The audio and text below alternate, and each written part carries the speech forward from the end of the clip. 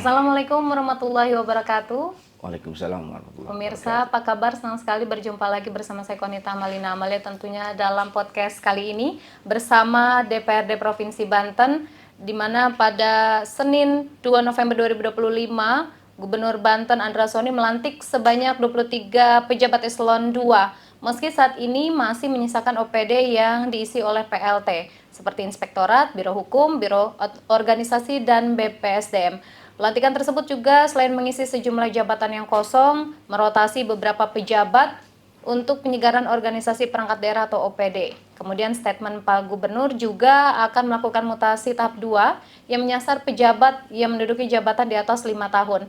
Dan kita tahu bahwa kekosongan jabatan juga banyak terjadi di eselon 3 dan 4. Nah, untuk membahas lebih lanjut, saat ini saya sudah bersama anggota Komisi 1, Sekretaris Komisi 1 DPRD Banten, juga sekaligus Sekretaris DPW PKB Banten, yakni Bapak Haji Umar Barmawi. Assalamualaikum Bapak. Waalaikumsalam warahmatullahi wabarakatuh. Ya, alhamdulillah Pak. Mau bertanya lagi Pak? Gantian ya Pak ya? Gantian ya. Oke. Bapak, untuk kita ini terkait dengan eselon 2 tadi ya Pak ya, yang jabatan eselon 2 yang masih menyisakan kekosongan. Nah, dari Pak Gubernur sendiri kan telah melantik sebanyak 23 pejabat eselon 2. Saat ini juga masih menyisakan beberapa lagi jabatan eselon 2. Bapak sendiri sebagai Komisi 1 merespon seperti apa Pak? Sebelum saya menyampaikan ke poin yang tadi, saya ingin memberikan sebuah deskripsi awal bahwa ketika gubernur dan wakil gubernur dilantik menjadi kepala daerah di Provinsi Banten, maka memang untuk mengejawantahkan visi misi Pak Gubernur itu harus dilakukan secara bersama-sama oleh OPD-OPD yang terkait agar visi misi itu bisa terwujud langsung. Dan harapannya masyarakat itu juga ada harapan. Nah, maka yang dilakukan Pak Gubernur sudah tepat. Bagaimana ketika itu Pak Gubernur mereview dan melakukan fit and proper test kepada pejabat eselon 1 yaitu Sekda Banten, dan ini sudah selesai. Alhamdulillah Pak Deden menjadi sekretaris daerah Provinsi Banten, yang mana memang ini pun dilakukan fit on per test. Jadi rekomendasi dari BKN, kemudian Menpan RB, dan juga direview oleh para aktivis, kemudian juga praktisi yang ada di wilayah Provinsi Banten. Dan ini sudah selesai dan tahapannya sudah selesai dan betul. Nah, kemudian tahapan yang kedua ini pengangkatan eselon 2, karena memang tidak bisa satu orang saja, tapi harus membawahnya juga harus secara bersama-sama. Nah, memang Provinsi Banten ini ketika pengangkatan eselon 2 itu agak lambat, karena memang mungkin karena kehati-hatian, kemudian juga karena ada aturan terkait reformasi birokrasi yang mengedepankan talenta, kemudian yang mengedepankan potret dari seorang ASN untuk menduduki eselon 2 itu harus berdasarkan talenta, sehingga ini memang butuh waktu. Tetapi alhamdulillah kemarin Pak melalui rekomendasi yang dari BKN, Badan Kepegawaian Nasional, dan Pak Gubernur melantik pejabat eselon 2 di lingkungan Provinsi Banten, yang mana ini sudah sesuai dengan arahan dan rekomendasi dari BKN. Artinya masing-masing pejabat yang dilantik itu sesuai dengan potret harapan dari Badan Kepegawaian Nasional, sehingga memang tinggal bagaimana melakukan gerakan cepat membantu program-program Pak Gubernur, Pak Andra Soni dan Pak Dimyati dalam hal mewujudkan visi misi yang memang disampaikan ketika Pak Gubernur maju sebagai calon kepala daerah. Nah, tetapi juga memang belum semuanya terisi, sehingga memang Pak Gubernur saya rasa butuh tahapan-tahapan kelanjutannya. Ada beberapa OPD yang masih PLT yang memang harus diisi secara definitif. Mungkin saya memprediksi ya sebelum 2026 ini sudah selesai semuanya. Karena apa? Karena saya melihat bahwa untuk menjabarkan visi misi itu harus dilakukan oleh kepala OPD yang memang sudah fix di situ. Sehingga tidak ada keraguan-raguan. Kan banyak OPD yang masih PLT itu dia ragu-ragu dalam hal saya akan bertindak seperti ini, tapi apakah saya masih di sini? Nah, seperti itulah. Sebenarnya tidak perlu itu. Kalau sudah ditunjuk PLT ya dia harus siap apapun langkah ke depannya. Karena memang target menduduki jabatan PLT kepala daerah jabatan OPD itu dianggap bahwa itu muamalah. Jadi dimanapun ditempatkannya ya siap. Karena ini berkaitan dengan muamalah. Insya Allah tadi yang saya sampaikan tadi kalau muamalahnya baik, katanya dakhalal jannah insya Allah, itu saja. Karena apapun yang dilakukan sekecil apapun ini akan dihitung pahala, tidak ada yang rugi lah gitu kan. Nah ke depan ya harapannya Pak Gubernur ini akan melakukan terobosan-terobosan, karena memang untuk membangun sebuah the dream team itu ya butuh kehati-hatian, sehingga ke depan ini visi misi gubernur yang merencanakan harapan Banten maju, adil, merata, tidak korupsinya akan tercapai. Itu saja. Oke, baik Bapak. Nah, ini sebenarnya apa sih Pak dampak pada sebuah kekosongan jabatan, terlebih lagi nih di pimpinan OPD Pak? Ya, kalau ada kekosongan jabatan itu sebenarnya dampaknya tidak ada sebenarnya. Tetapi giat ruhnya itu ya tidak tidak sesemangat orang yang sudah ada di situ. Karena rata-rata memang asumsinya ya mereka menganggap bahwa nanti saya tidak di sini lagi. Padahal ya itu salah.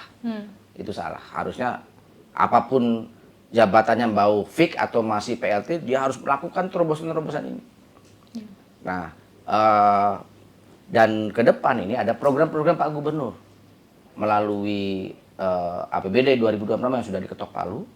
Dan ini harus dilakukan, direncanakan dengan kepala OPD yang sudah memang sesuai di faknya di situ, yang sudah ditempatkan sesuai dengan porsinya.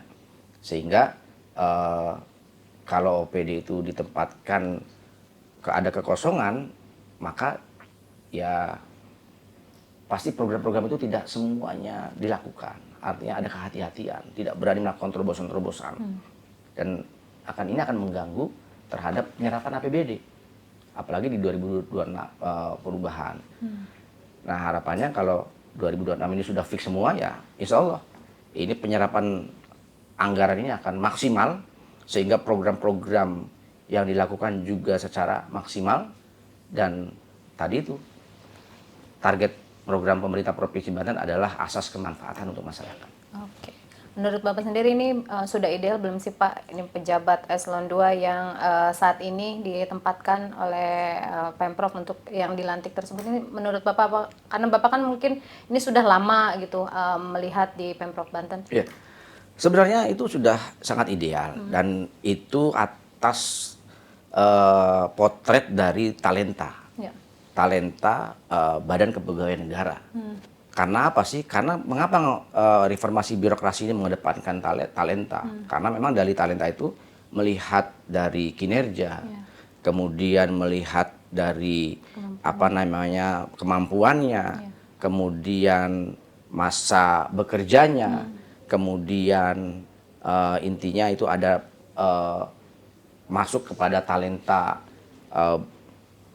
box yang 9 yang yang ada di guidance di Badan Kepegawaian Negara, Badan Kepegawaian BKN.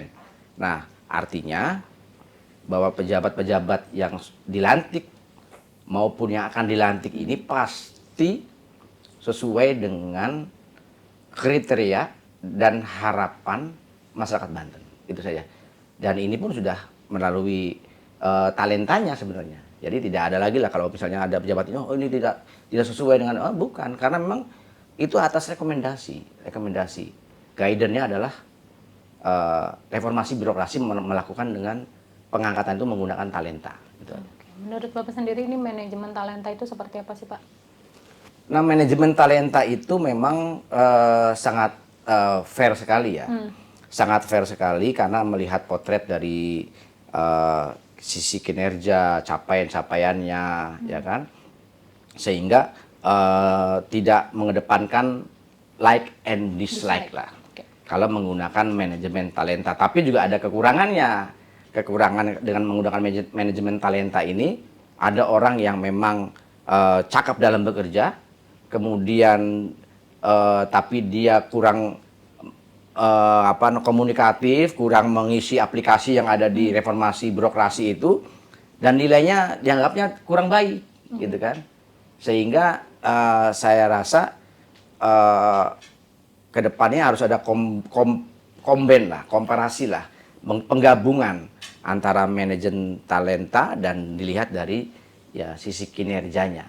Karena belum tentu juga orang yang memiliki talenta yang baik, tapi di satu sisi dalam hal bekerjanya mereka kurang baiknya seperti itu, sehingga ya mereka hanya cakap dalam hal bagaimana mengejar target talenta ini supaya dia masuk ke box 9 itu saja. Gitu. Baik. Untuk Bapak sendiri ini PKB kan salah satu partai pengusung dari Gubernur Andra Soni dan Dimyati ini. Optimis nggak nih Pak dengan formasi pimpinan OPD saat ini yang dapat mewujudkan visi misi Gubernur dan Wagub?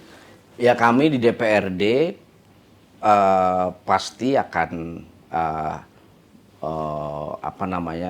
mendukung langkah-langkah pemerintah Provinsi Banten, dalam hal ini Pak Andra dan Pak Dimyati.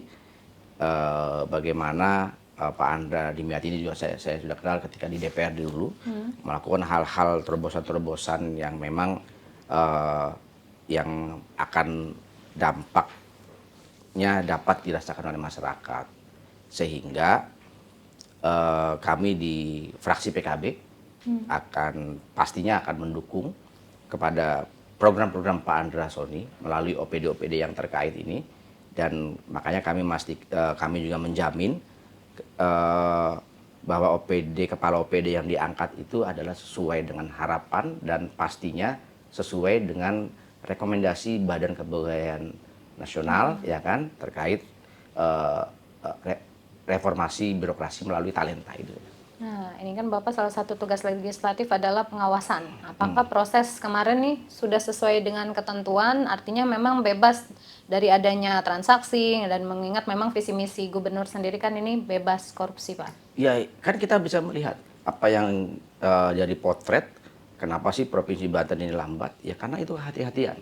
Karena memang rekomendasi pengangkatan itu sekarang kepala daerah tidak bisa berdiri sendiri, harus melakukan rekomendasi usulan, kemudian dilihat potret dari BKN-nya, itu nanti potret itu yang bisa mungkin hanya di Badan Kepegawaian Daerah.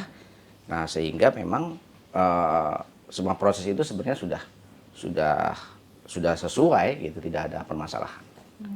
Untuk Bapak sendiri ini apakah OPD ini kan memang OPD merupakan ujung tombak dari Gubernur Banten dan juga Wagub. Nah, ini untuk mewujudkan visi misi, apa pesan dari Bapak sendiri untuk para pimpinan OPD? Para pimpinan OPD pesannya, sekarang ini Gubernur dan Wagub baru, yang mana Pak Gubernur juga berpengalaman di bidang legislasi, pernah menjadi ketua DPRD, dan Wagubnya juga sama, pernah menjadi bupati, pernah menjadi DPR RI, bahkan membidangi sudah pengalaman lah eksekutif baik legislatif. Sehingga kepala OPD ini ya harus berlari kencang ini kelihatannya, karena memang target Pak Gubernur ini sekarang kan bagaimana Gubernur Banten itu mengejawantahkan Astacita Presiden Prabowo, dan ini harus juga dilakukan oleh pemerintah daerah, dan target dari kepala daerah sudah jelas bahwa ada 3 program pokok bagaimana peningkatan sumber daya manusia di Banten, bagaimana pengentasan kemiskinan, bagaimana ketahanan pangan. Ya. Dan 3 program pokok inilah yang harus dilakukan atau disambut oleh kepala OPD. Sehingga harapannya kepala OPD itu ya bisa menafsirkan, oh berarti bisa menafsirkan apa visi misi gubernur, melakukan hal-hal yang memang sesuai dari itu. Ya. Nah, kalau ini dilakukan, maka insya Allah mewujudkan visi misi Banten Maju, adil, merata, dan tidak korupsi. Intinya, saya sudah sampaikan bahwa apa yang dilakukan Pak Gubernur dan Pak Dimyati dan Kepala OPD, bahwa menjadi kepala daerah pasti berpijak kepada kaidah usul fikih. Tasarruful imam ala ra'iyah manutun bil maslahah.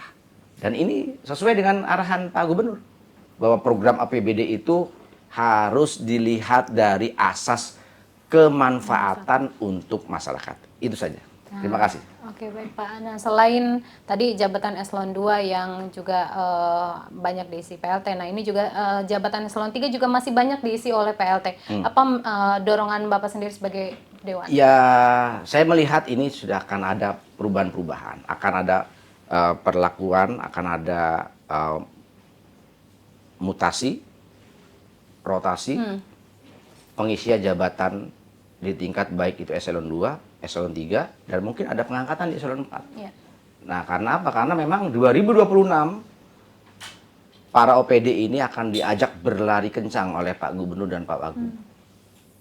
Untuk apa? Untuk mengejawantahkan visi misi Gubernur yang sudah dilakukan, dikampanyekan melalui ketika mencalonkan kepala daerah. Jadi semua pejabat-pejabat OPD ini, baik itu yang ada di eselon 2, eselon 3, eselon 4 ini siap-siap ini.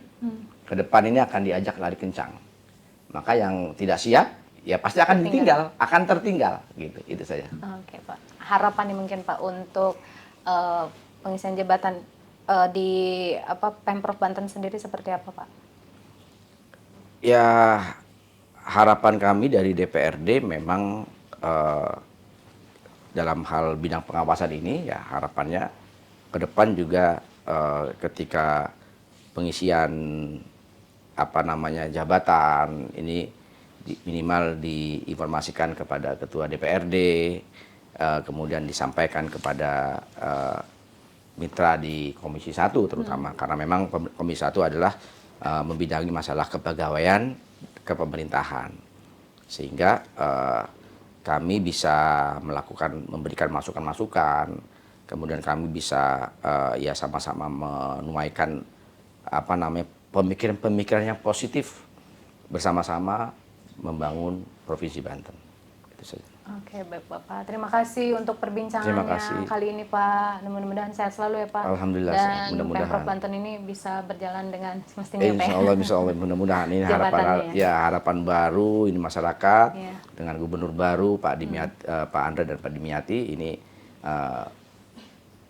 insya Allah menuju Banten 2045 ini Indonesia Emas. Oke, baik.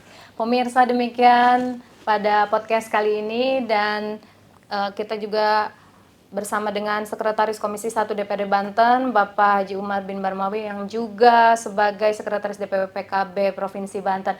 Pemirsa, akhir kata saya Konita Malina Amali beserta kru yang bertugas, pamit sampai jumpa. Wassalamualaikum warahmatullahi wabarakatuh. Waalaikumsalam warahmatullahi wabarakatuh. Terima kasih.